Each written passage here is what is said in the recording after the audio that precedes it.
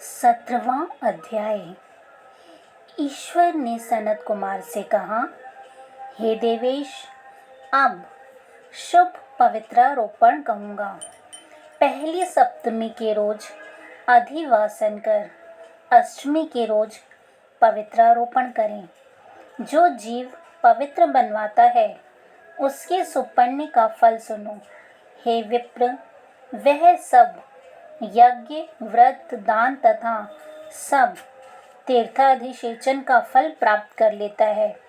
इसमें यहाँ कोई संशय नहीं, क्योंकि सर्वगता शिवा सब में निवास करती हैं।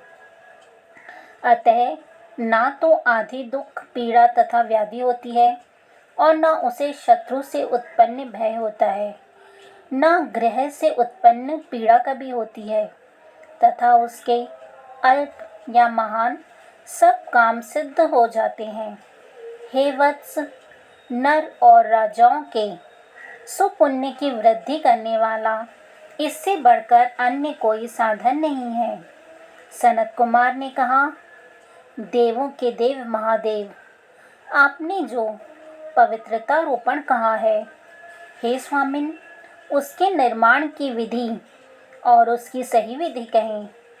ईश्वर ने कहा, हे सनत कुमार, सोना, तांबा, चांदी, विशेष रेशमी वस्त्र, कुश या काश से निर्मित या ब्राह्मणी रुई से सूत काटे, सूत्रों को त्रिगुकर पुनः त्रिगुणित करने पर उनकी 360 गुना उत्तम पवित्र कहा है।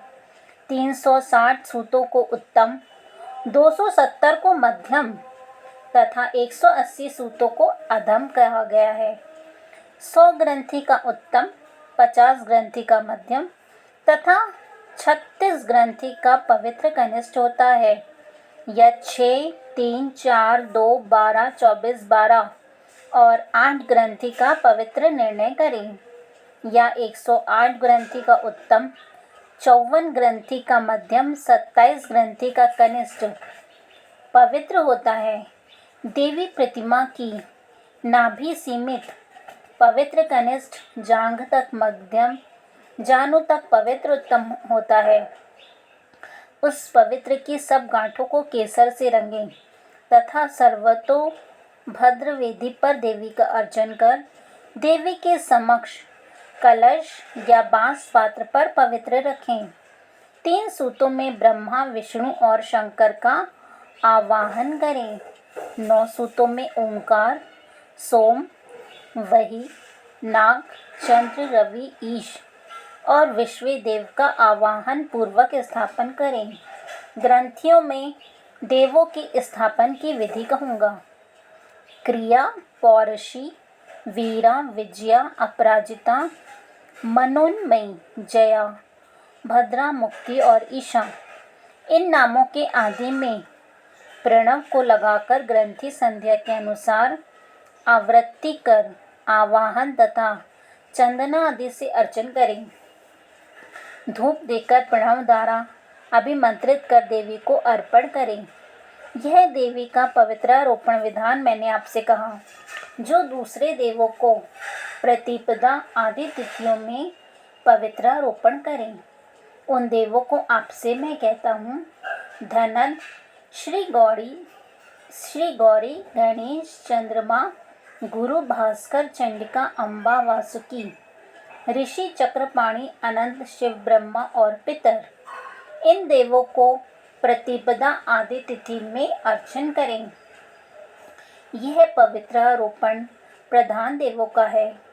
उनके अंग देवों को 3 तार वाला पवित्र समर्पण करें।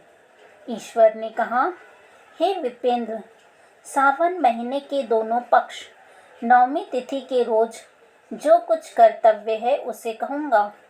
हे विपेंद्र, नवमी के रोज यथा विधि कुमारी नाम वाली दुर्गा का अर्चन कर, नक्त व्रत कर दूध और शहद मिला हुआ भोजन करें, या दोनों पक्ष की नवमी को उपास कर कुमारी नाम से चंडिका का निरंतर पूजन करें।